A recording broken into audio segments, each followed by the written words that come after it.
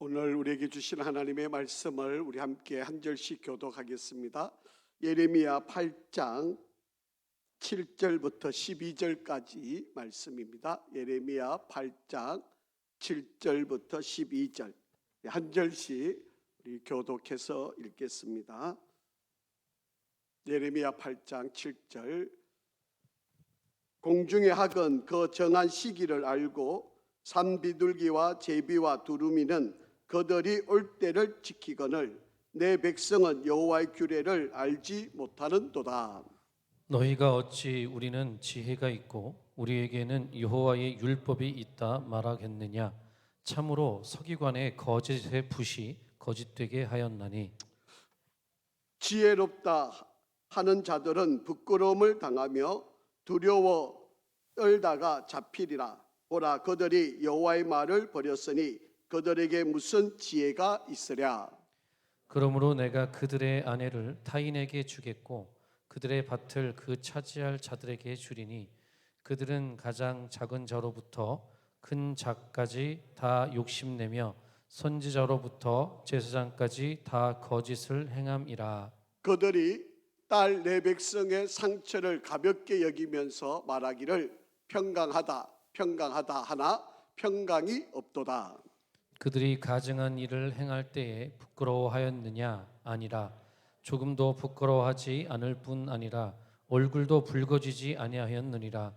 그러므로 그들이 없어질 자와 함께 엎드러질 것이라. 내가 그들을 벌할 때에 그들이 거꾸러지리라. 여호와의 말씀이니라. 아멘. 아멘. 할렐루야. 우리 한번 인사 한번 하실까요? 우리 옆에 뒤에 축복합니다. 당신은 존귀한 사람입니다.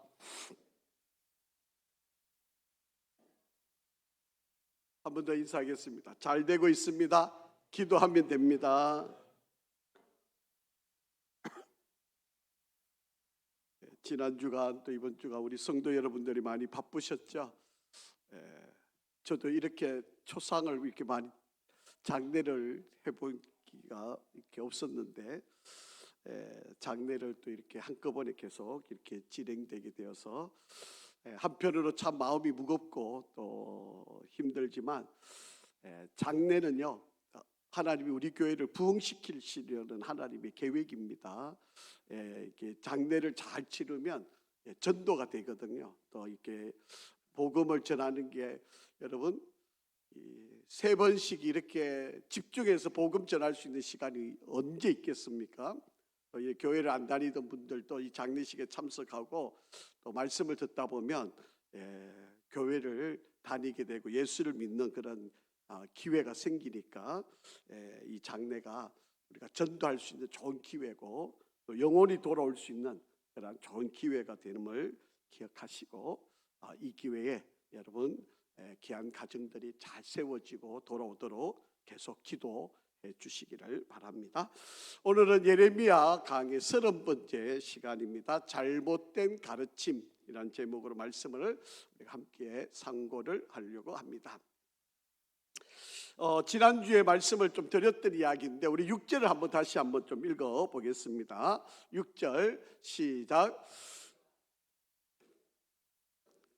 그들이 정직을 말하지 아니하며 그들의 악을 뉘우쳐서 내가 행한 것이 무엇인고 말하는 자가 없고 전쟁터로 향하여 달리는 말같이 각각 그 길로 행하는도다. 아멘.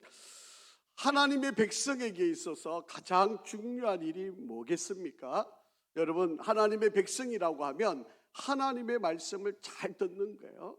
하나님의 말씀을 잘 듣고 순종하는 것, 이것이 하나님의 백성이 해야 될 가장 중요한 것입니다. 그런데 하나님의 백성들 가운데 죽어도 못하겠다는 사람들이 있잖아요.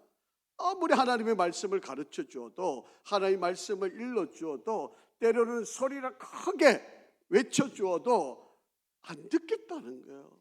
모르겠다는 거예요. 안 받아들이겠다. 이런 사람들이 우리 주변에 많이 있다라고 하는 겁니다.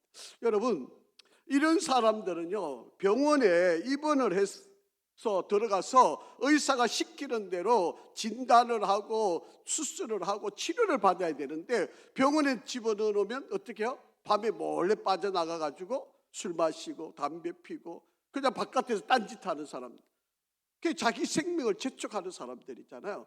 여러분, 몸이 아파가지고 병원에 입원하면 의사 선생님이 시키는 대로 잘 따라야 빨리 병이 낫게 되잖아요.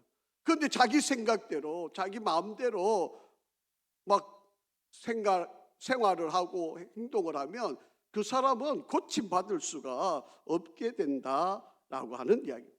여러분, 이런 사람들의 특징은요, 자기 병이 얼마나 심각한지를 모르기 때문에 그런 거예요. 여러분, 자기 병이 매우 심각하고 의사 말을 듣지 않으면 안 될 거고 선생님이 시키는 대로 하지 않으면 안 된다는 걸 깨달으면 선생님이 하는 말 한마디 한마디를 그대로 듣고 순종하고 병원에서 시키는 대로 잘 따르게 되어져 있다라고 하는 거예요. 여러분, 우리 몸에 병이 생겨서 치료를 받는 거, 이것도 정말 큰일이지만 여러분, 이것보다 더 나쁜 병이 있는데 그게 뭔지 아세요? 그게 바로 죄라고 하는 거예요. 우리가 죄를 지으면 그 죄가 얼마나 심각한지를 깨달아야 되는데 사람들은 이 죄의 심각성을 잘 모르고 지나간다라고 하는 거예요. 여러분, 마치 폭탄과 같은 거예요. 하나님은 참으시고 또 참으시고 기다리고 또 기다리시다가 안 되면 결국에는 이것이 폭발하게 되어 있다. 하나님이 참으시잖아요. 계속 경고를 하시잖아요. 그런데도 안 들으면 결국에는 하나님이 심판을 하실 수밖에. 지금 하나님이 이스라엘 백성들, 이 남쪽 유다 백성들에게 너희들 내 말 좀 들어라. 내가 너희들에게 얼마나 많은 선지자를 보냈느냐. 그런데 너희들이 내가 전한 선지자의 말을 듣지 않으니까 내가 더 이상 이제 너희들을 내버려 놓을 수가 없다. 그래서 너희들을 망하게 할 거다. 그래서 북쪽에 바벨론이라는 나라를 들어 세워서 내가 너희들을 공격할 거다. 그렇게 말씀을 하는 거예요. 자, 한번 보세요. 6절 말씀을. 지금 하나님이 말을 안 듣는 이 백성들을 두 가지로 비유를 들어서 말씀하시고 있어요. 그 첫 번째가 하도 말을 안 듣는 이 백성들, 여러분 밑줄 쳐놓은 부분이 뭐예요? 전쟁터로 향하여 달리는 말과 같다는 거예요. 여러분, 말이 전쟁터에 나가면 어떻게 돼요? 화살에 맞든 칼에 맞든 폭탄에 맞든 죽임을 당하게 돼 있어요. 여러분, 전쟁터로 달려가는 말, 죽으러 달려드는 그 말과 같은 지금 행동을 이 백성들이 하고 있다. 하나님이 그렇게 경고하는데 내가 귀를 기울여 들은 저 그들이 정직을 말하지 아니하고 그들이 악을 뉘우쳐서 내가 행한 것이 무엇인고 말하는 자가 없다라고. 그러니까 이들은 전쟁터에 달려가는 말과 같은 바로 그런 존재. 그러니까 죽음을 보고 나방이 불에 뛰어드는 것처럼 그냥 죽음을 향하여 달려가는 바로 그런 존재들이다. 그렇게 지금 말씀하고 있는 거예요. 여러분, 하나님의 백성은 이 땅에서 유혹과 사탄과 싸워서 이겨야 되잖아요. 그래서 내 안에 끊임없는 욕망이 일어나고 내가 하고 싶은 것들이 있지만 하나님의 백성들은 말씀의 빛과 그 욕망을 꺾어서 내가 가지고 있는 이 야망, 내가 가지고 있는 이 욕심, 이것을 절제하면서 성령의 말씀대로, 성령의 이끌림대로 우리가 살아가는 거예요. 그런데 내 욕심대로, 내 원하는 대로 다 행하면 하나님과 전혀 다른 길을 가는 어리석은 백성이 돼요. 마치 전쟁터에 향하여 가는 말과 같은, 죽음을 뻔히 알고 죽을 줄 알고 달려드는 바로 그런 존재와 같이 되어진다라고. 지금 남쪽 유다 백성들이 그런 거예요. 지금 하나님이 얼마나 많은 선지자를 보냈어요. 그런데 안 듣는 거예요. 오늘날도 여러분 사랑하는 이들에게 얼마나 많은 메시지를 선포하고 있어요. 그런데 안 듣고 돌아오지 않잖아요. 이 얼마나 어리석은 일이. 자기는 그게 똑똑한 줄 알아요. 그게 잘 사는 줄 알아요. 그게 성공하는 줄 알아요. 그런데 전쟁터에 달려드는 말과 같은 존재. 자, 또 하나 비유를 들어서 하나님이 말씀하시는 또 하나의 비유가 있어요. 한번 7절 한번 읽어보죠. 시작. 공중의 학은 그 정한 시기를 알고 산비둘기와 제비와 두루미는 그들이 올 때를 지키거늘 내 백성은 여호와의 규례를 알지 못하는도다. 여러분, 철새들은요 먹이를 찾아서 먼 곳에 날아가잖아요. 그런데 그 시기가 지나면 어때요? 다시 돌아오죠. 이게 철새예요, 철새. 여러분, 시베리아에 있던 철새들이 겨울이 되면 남쪽에 따뜻한 남쪽으로 다 날라오잖아요. 그런데 거기 시베리아 다시 봄이 되면 다시 이들이 또 다 자기 고향으로 다 돌아가요. 여러분, 미물도 자기가 돌아가야 되는 곳을 알아요. 그런데 하나님의 백성들은 자기가 돌아가야 할 하나님께 안 돌아간다는 거예요. 뭐 혹여 우리가 좀 실수할 수 있죠. 우리가 좀 잘못할 수 있죠. 우리가 죄 지을 수 있죠. 우리가 좀 빗나갈 수 있잖아요. 사람이니까, 욕심이 있으니까. 그런데 빗나갔으면 어떻게 해야 되죠? 다시 돌아와야 되잖아요. 철새들도 자기 먹이를 찾아서 떠났다가 자기 고향으로 다시 돌아오는데, 미물도 이 정도는 하는데 하나님의 백성들은 왜 나를 떠나가지고 왜 다시 안 돌아오느냐는, 얼마나 안타까운 지금 하나님의 메시지인지 몰라요. 여러분, 이 하나님의 말씀은 제발 좀 돌아오라는 거예요. 내가 좀 살리고 싶다, 너희들 좀 구하고 싶다, 저 하나님의 메시지가. 그래서 내가 선지자를 지금 계속 보내고 있지 않냐. 그런데 너희들은 내가 전하는 이 메시지를 도대체 듣지를 않는다. 여러분, 철새들은 떠나면 때가 되면 다시 돌아와요. 그런데 내 백성들은 왜 안 돌아오느냐라고 지금 그렇게 말씀을 하고 있다라고 하는 거예요. 왜 그럴까요? 하나님의 말씀을 몰라서 그래요. 하나님의 말씀을 이들이 몰라서 그래요. 그래서 우리는 하나님의 말씀을 제대로 가르쳐 줘야 돼요. 때로는 말을 듣지 않으면 때렸으라도, 혼을 냈으라도, 야단을 쳤으라도 하나님의 말씀을 제대로 가르쳐야 된다. 그렇지 않으면 이 백성들이 하나님의 은혜 안에, 말씀 안에 돌아오지 않기 때문이다 라고 하는 것입니다. 우리는요, 다들 행복하고 잘 살고 싶어 해요. 다들 그렇잖아요. 우리가 좀 남들보다 앞서면, 남들보다 좀 돈을 좀 더 많이 벌면, 내가 좀 남들보다 앞서가면 그게 행복이라고 생각하는 거예요. 그런데 여러분, 그게 정말 행복이던가요? 돈 좀 많이 벌면 여러분 정말 내가 정말 담이 없이 행복하다. 정말 하나님 은혜 감사하다. 정말 하나님이 나를 이렇게 특별히 사랑하시는구나. 이렇게 깨달아질까요? 그거 안 쉽지 않아요. 여러분, 우리 아이들이 성공하면 그것 때문에 우리가 정말 만족스럽고 행복하고, 그게 정말 우리가 기쁘고, 그게 너무 즐겁고 너무 하나님께 감사하고, 그렇게 될까요? 그렇지 않아요. 여러분, 우리는 남보다 좀 더 앞서고 뭐 더 많이 가지고 이러면 그게 행복이라고 우리는 생각하지만, 결코 우리의 행복은 그것이 아니다라고 하는 것을 기억하셔야 돼요. 여러분, 아무리 많이 가지고 아무리 많은 것을 내가 누려도 그것으로 우리의 삶이 정말 행복하지를 못한다라고 하는 이야기입니다. 우리 사람들이 정말 잘못되고 있는 것 중에, 우리가 가지고 있는 행복의 기준은 얼마나 하나님의 진리를 많이 깨닫고 그것이 내 삶에서 그것이 드러나고 있느냐, 이게 행복의 기준이 되어야 돼요. 우리는 얼마나 많이 가지면 그게 행복이라고 생각하는데, 여러분, 내가 손에 쥐고 가지고 가진 거는요, 소금물을 삼키는 것과 똑같아요. 여러분, 내가 100만 원을 가지면 100만 원으로 만족이 될까요? 여러분, 그 다음에는 1000만 원을 갖고 싶어요. 1000만 원을 가지면 1억을 갖고 싶어요. 여러분, 이거는요, 우리 사람이기 때문에 당연히 나타날 수밖에 없는, 그걸로 절대 절대로 만족을 이루어갈 수가 없다라고. 우리의 행복의 기준은 내가 얼마나 하나님의 말씀을 많이 깨닫고 내가 그 말씀을 지키고 그것을 갖고 살아가는가, 이거를 행복의 기준으로 삼아요.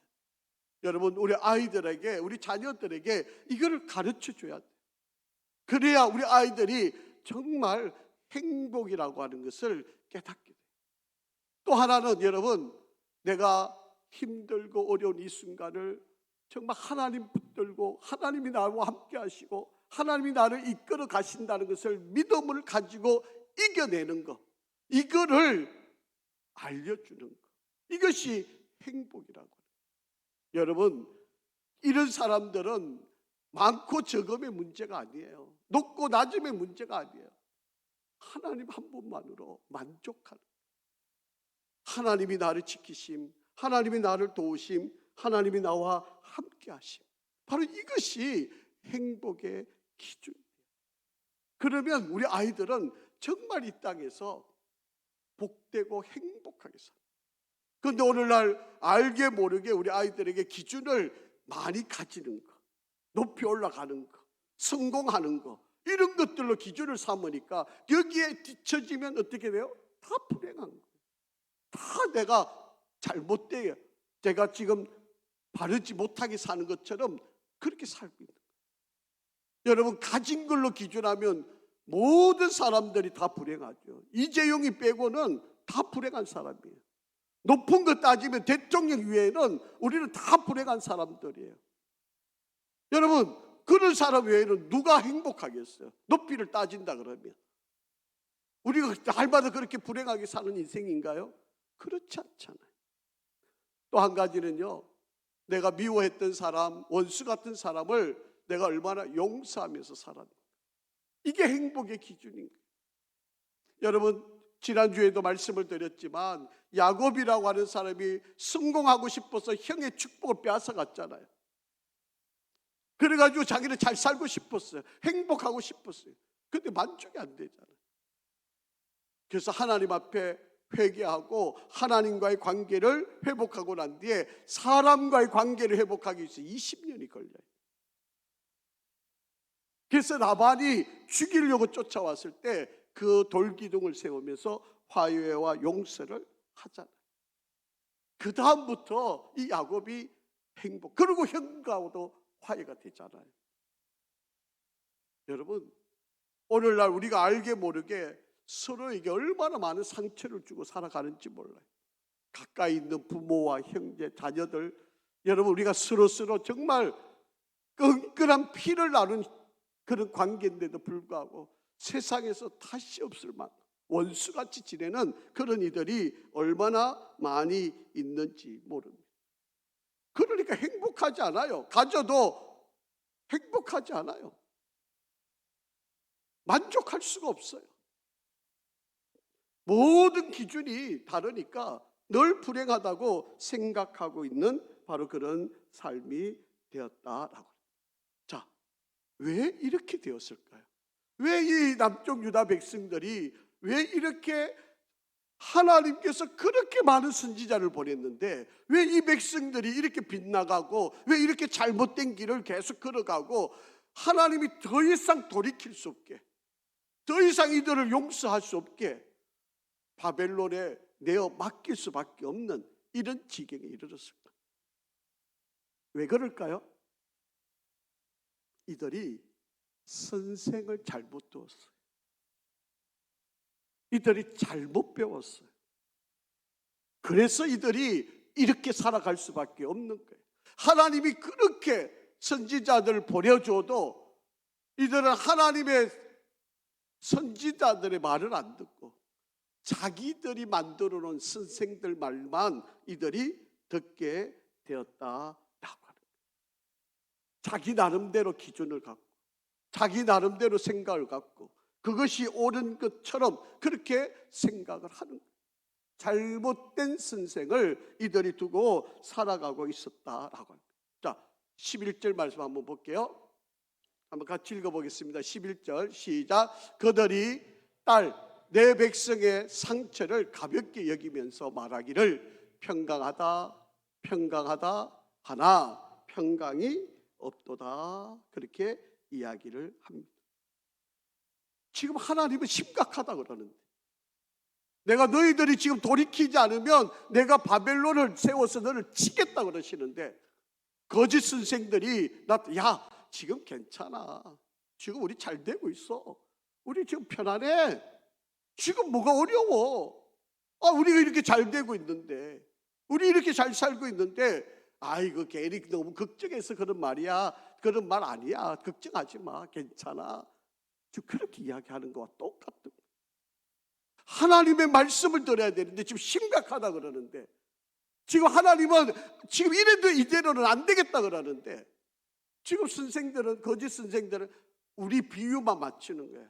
아유 괜찮아, 조금 이러다가 금방 나아질 거야, 아이고 뭐 금방 우리가 좀 회복될 거야, 지금은 좀 어려운, 뭐 다 그렇지 않아? 뭐 이렇게 인생이 다 그런 거지, 뭐 좀 어렵다가도 또 잘 되고 그런 때가 올 거 아니야. 그러니 괜찮아, 편안해, 평강해, 이렇게 가르친다. 지금 하나님은 안달이 나가지고, 하나님은 지금 참을 수가 없는데, 지금 이 백성들은 괜찮아, 괜찮아, 좋아, 좋아, 잘 되고 있어, 이렇게 하는 말만 지금 듣고 이들이 그들의 말을 쫓아가고 있다. 심지어는요, 하나님이 우리를 너무 어린애 취급해. 아니 우리가 다 알아서 하는데 왜 자꾸 잔소리를 해? 아니 하나님, 아니 우리도 인격이 있어요, 우리도 자유의지가 있어요, 아니 우리가 좀 우리 알아서 할 수 있는데 왜 자꾸 하나님 잔소리 하세요? 지금 이렇게 대드는 거와 똑같은 거예요. 지금 안 되니까 지금 돌아오라는 거 아니에요? 못하니까 지금 하나님이 선지자를 보낸 거 아니에요? 아니 이들이 듣고 돌아오면 하나님 왜 이렇게 야단을 치시겠어요? 왜 하나님이 이렇게 목소리를 높여서 이야기하시겠어요? 그들이 잘 들으면, 그들이 깨달으면, 회개하면 하나님이 이렇게 야단 치실 리가 없잖아요. 안 듣잖아요. 하나님이 좀 소리치면 아이고 우리가 애인가, 맨날 야단치고, 뭐 우리는 다 의지가 있고 우리도 생각이 있는데 맨날 하나님은 우리한테 잔소리만 해. 요즘 여러분 아이들 그렇지 않나요? 부모는 걱정이 되는데 이 아이들 이대로 가면 떨어질 게 분명한데, 글로 가면 안 된다고 야단치면 아이 괜찮아요, 아이 우리가 다 알아서 해요, 왜 자꾸 간섭해요, 이제 우리 머리 다 컸어요, 우리가 다 부모들 당신들보다 더 많이 알아요, 이러고 대들고 있잖아요. 여러분 지금 이스라엘 백성들이 그렇게 하고 있다. 하나님이 이렇게 경고하는데도 이들이 듣지를 않는, 바로 지금 그런 상황 속에 있다라고 하는 거예요. 여러분 한번 이렇게 예를 한번 들어보죠.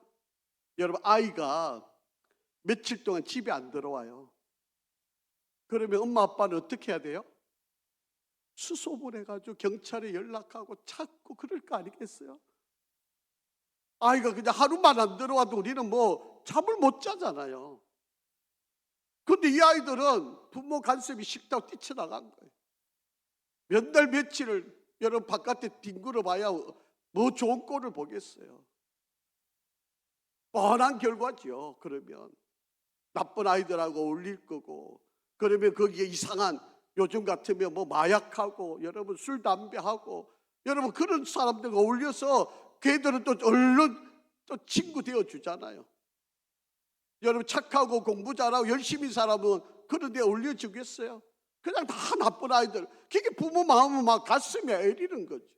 몇 날 며칠 동안 안 들어오면 얼마나 힘들고 엄마 아빠 잠도 못 자면서 찾아다니고 그렇게 애걸복걸할 텐데, 이 아이들은 전혀 그런 생각, 자꾸 우리를 어린애 취급한다고 난리치고, 오히려 자기가 더 잘한 것처럼 똑똑한 것처럼 오히려 큰 소리를 치는 바로 그런 경우와 똑같은 바로 그런 상황에 있다라고 하는 겁니다.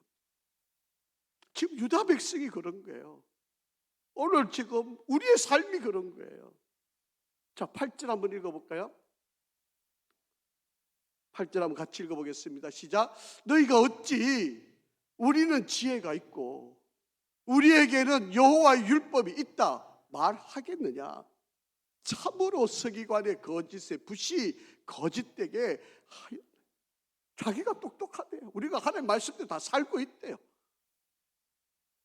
죄를 지으면서 악을 행하면서 하나님 말씀과 정반대로 가면서 우리 다 하나님 말씀대로 살아. 서기관의 거짓의 붓이 거짓되게 만드는 바로 그런 일을 지금 스스럼 없이 하고 있다라고. 우리한테도 선지자가 있어요. 우리한테도 선생이 있어요. 우리 그 선생님 따라서 가고 있는 거예요. 오히려 그렇게 큰 소리 치고 있다.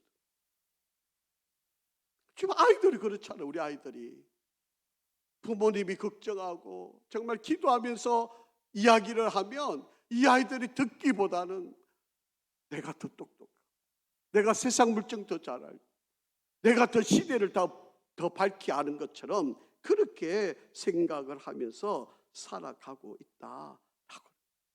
부모가 말하는 것은 오히려 자기를 옥죄는 것처럼 간섭하는 것처럼 자기를 더 힘들게 하는 것처럼 이렇게 생각하는. 그러면서 자꾸 벗어나고 싶어. 이 길을 벗어나면 더 잘 될 것처럼 그런 어리석은 생각들을 이들이 갖고 있다라고. 자, 9절 말씀도 한번 읽어보죠. 시작. 지혜롭다 하는 자들은 부끄러움을 당하며 두려워 떨다가 잡히리라. 보라, 그들이 여호와의 말을 어떻게 했다? 버렸으니 그들에게 무슨 지혜가 있으랴. 자기들은 지혜가 있다는데, 자기는 하나님 말씀 듣는다는데, 다 하나님 말씀, 거짓 선생들이 가르치는 그 말들은 다 거짓말이에요. 그런데 자기들은 하나님 말씀. 여러분, 교회 나와서 예배 드리라 그러면 나 집에서 예배 드려요.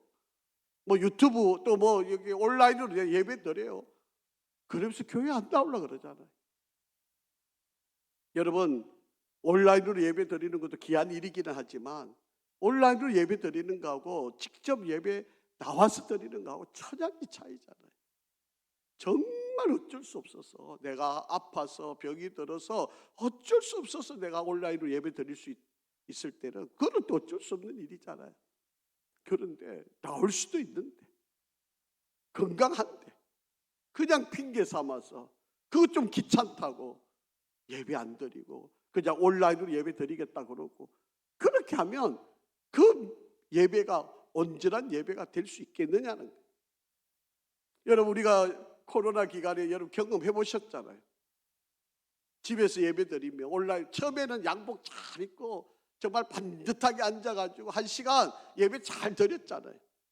그런데 그 다음 주가 되면 어떻게 해요? 넥타이 프로가 제쳐놓고 있다가 그 다음 주가 되면 우아기 다 벗어놓고 있다가 그 다음 주가 되면 잠옷 바람으로 누워가지고 예배 드리고 있잖아요. 여러분, 이거 안 봐도 비디오예요. 여러분, 우리가 그렇게 될 수밖에 없어요. 똑똑하다 그러고 지혜롭다 그러고 자기들은 말씀대로 산다 그러지만 다 거짓말. 자기 편리대로, 자기 이익대로, 자기 유익대로 그렇게 살아가는 거짓 선생들의 말에 지금 이들이 벗어날 수가 없는 바로 그런 지경에 이르렀다라고. 자, 10절 말씀 한번 보죠. 시작. 그러므로 내가 그들의 아내를 어떻게 해요? 타인에게 주겠고 그들의 밭을 그 차지할 자들에게 주리니 그들은 가장 작은 자로부터 큰 자까지 다 욕심내며 선지자로부터 제사장까지 다 거짓을 행합니다. 다 거짓. 여러분, 선지자로부터 제사장들까지 그리고 모든 사람들이 하나님을 저버리고 다 거짓말을 하고 살아가는 바로 그런 인생들이 되었다. 여러분, 선지자들도 그리고 제사장들도 거짓말을 하는 거예요. 여러분, 제가 누누이 말씀을 드리지만 말라기 시대 예수님이 오시기 약 400년 전에 말라기가 쓰여졌고요. 그 이후에 하나님의 말씀이 400년 동안 단절이 돼버려요. 그리고 나서 세례 요한이 오고 그리고 예수님이 이 땅에 오신 거잖아요. 그때 그 말라기 시대의 대표적인 현상들이 그런 현상들이에요. 뭐 이때부터도 계속 이어지는 이야기예요. 이 예레미야 시대부터 이어져서 말라기 시대까지 전형적인 현상들이 제사장들이 바르게 가르쳐야 되는데, 잘못되었으면 잘못됐다 그래야 되는데, 여러분 하나님 앞에 제물을 가져오면 험없고 깨끗하고 순전한 양을 잡아와야 되는데 이것은 안 잡아오고 병들고 눈 빠지고 다리 절고 뭐 이런 것들을 하나씩 가져오는 거예요. 거기다가 손을 얹고 자기 죄를 회개하게 하고, 그리고 이 병들고 눈 빠지고 다리 저는 것들을 잡아다가 제물로 바치는, 그래 자기한테 돌아올 몫이 있으니까. 그것마저도 안 가져오면 제사장이 먹을 게 없으니까 그 자기 몫 찾으려고 병든 것도 하나님께 바치는, 하나님은 안 받으시겠다는데, 하나님은 그런 거 못 받겠다는데 제사장은 그것도 가져오라는 거예요. 그리고 하나님께 드리는 거예요. 그래놓고 그게 잘한 거라고 이렇게 가르치는 게 제사장들이에요. 그러니까 하나님이 아예 길을 막으시잖아요. 아예 말씀을 안 하시는 거예요. 그게 400년 동안 그렇게 되었던 시기였다라고. 여러분, 우리가 살아가면서 정말 중요한 것이 있다면 그게 가정 아닙니까? 그런데 한번 보세요. 가정이 아내가 타인에게 빼앗겨버려요. 이게 있을 수 있는 이야기. 남편이면 아내를 지켜야 되는 거 아닙니까? 그런데 아내가 빼앗겨도 어떻게 할 방법이 없는 거예요. 그들의 밭을 다 빼앗겨도 어떻게 할 방법이 없는 거예요. 이렇게 되어지는데도 누구 하나 나서서 해결하고 그것을 어떻게 해줄 방법이 전혀 없다. 사람을 병들게 하는 가장 큰 원인은 바로 욕심 때문에. 탐욕이라고 하는 이 전염병은요, 너무너무 무서운 거예요. 인간을 가장 죄악시로 빠뜨리게 하는 가장 큰 일은 이 욕심, 이 탐욕이 바로 그 모든 것을, 그런데 이것을 치료할 수 있는 건 딱 하나밖에 없어요. 뭘까요? 하나님의 말씀밖에 없어요. 말씀에 깨어지지 않으면 회복이 불가해요. 그래서 말씀에 부딪혀야 돼요. 그래서 여러분 말씀을 읽어야 되는 이유가 바로 여기 있는 거예요. 말씀을 들어야 되는 이유가 바로 여기 있는 거예요. 우리가 말씀을 묵상해야 되는 이유가 바로 여기 있는 거예요. 말씀이 안 녹아지면 여러분 그냥 금방 태우는 거, 그래서 막 연기만 잔뜩 내는, 남의 눈물만 내는 그런 가식적인 바로 그런 일이 되어질 수밖에 없어요. 골로새서 한번 말씀 읽어볼까요? 골로새서 3장 5절입니다. 시작. 그러므로 땅에 있는 지체를, 육신의 욕심을 죽이라. 곧 음란과 부정과 사욕과 악한 정욕과 탐심이니 탐심은 뭐다? 우상숭배다. 이 모든 한마디로 말하면 욕심인데 그 욕심이 우상숭배고, 우상숭배는 하나님이 아닌 다른 것들을 차지하게 하는 것. 이게 바로 우상숭배다. 그렇게. 자, 결과를 한번 잘 보시죠. 12절 시작. 그들이 가증한 일을 행할 때 부끄러워하였으냐? 아니라 조금도 부끄러워하지 않을 뿐 아니라 얼굴도 붉히지 아니하였느니라. 그러므로 그들이 엎드러질 자와 함께 엎드러질 것이라. 내가 그들을 벌할 때에 그들이 거꾸러지리라. 여호와의 말씀이니라. 여러분, 죄를 지으면요 창피한 줄 알아야 되잖아요. 부끄러운 줄 알아야 돼요. 그런데 오히려 죄를 짓고 더 큰 소리쳐요. 요즘 우리 사회는요, 죄를 지으면 그게 부끄러운 게 아니고 오히려 더 큰 소리쳐요. 나만 죄 지었어? 아니 다른 사람도 다 죄 짓는데 왜 나만 갖고 그래? 아니 벌 주려면 다 줘. 그러면 나도 벌 받을게. 오늘 우리 사회가 그래요. 우리나라가 지금 자기가 뭔가 잘못했으면 정말 창피한 줄 알아야 돼요. 부끄러운 줄 알아야 되잖아요. 그런데 전혀 부끄러움을 몰라요. 그러니까 이 나라가 지금 심각한 상황이 있는 거예요. 죄를 지었으면 그게 정말 내가 막 쥐구멍이라도 들어가야 되고 창피한 줄 알아야 되는데, 지금 우리나라가 지금 정말 하나님 앞에서 너무 창피할, 부끄러운 바로 그런 상황에 우리가 놓여 있다라고 하는 이야기. 여러분, 일반 백성들하고 하나님의 백성하고 뭐가 다른 거예요? 하나님의 백성은 죄를 지으면 부끄럽잖아요. 감히 얼굴을 못 들잖아요. 미안해하잖아요. 이게 하나님의 백성 아닙니까? 그런데 우리는 하나님의 백성인지 일반적인 사람들인지 구별이 안 돼요. 뭐가 잘못하고 있는지, 뭐가 죄인지, 내가 지금 뭐를 그것이 창피한지 뭐 이거를 전혀 모르고 우리는 지금 살아가고 있다라고. 여러분, 12절에 엎드러질 자라고 되어 있는데요, 이 엎드러질 자 사실은 우상 숭배하는 자들이에요. 하나님이 제일 싫어하는 게 우상 숭배잖아요. 그 우상 숭배하는 그런 자들과 함께 하나님이 가만히 내버려 놓지 않겠다, 심판을 하겠다.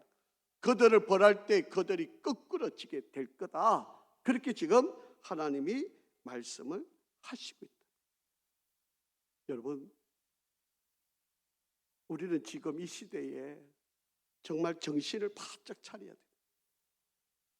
우리는 하나님도 붙들고 세상의 어떠한 소중한 것들도 붙들고 저울질하면서 우리는 지금 세상을 살아가고 있는 것은 아닌가라고.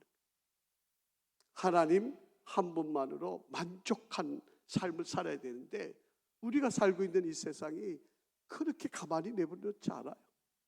끊임없이 우리를 유혹하고, 야, 너 그래 살다가 너 망해, 쪽박차, 손만 빨게 돼, 너 그러면 굶어, 너 그러면 뒤처져, 아이고 그러면 너 망해.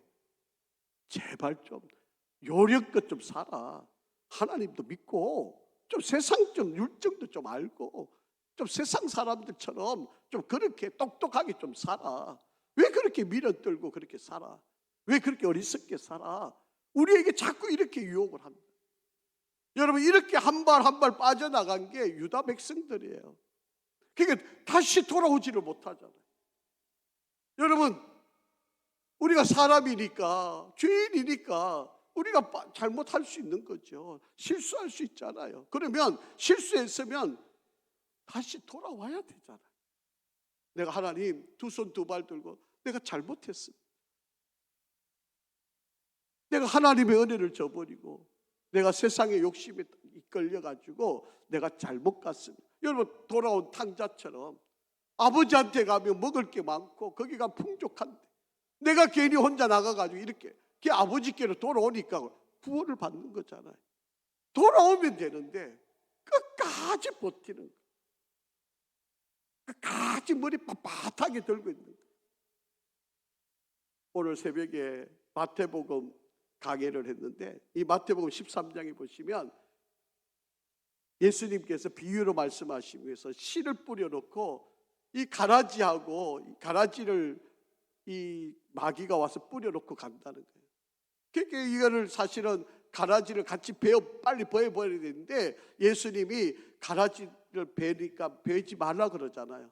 혹여라도 이 알곡까지 다친다고 마지막 때까지 가만히 내버려 두라는. 여러분, 마지막 때가 되면 어떻게 돼요? 가라지는 자기가 똑똑하다고 바짝 서 있고, 알곡들은 어떻게 해요? 고기를 푹 숙여 있잖아요. 그러면 가라지하고 알곡이 확연하게 구별되죠.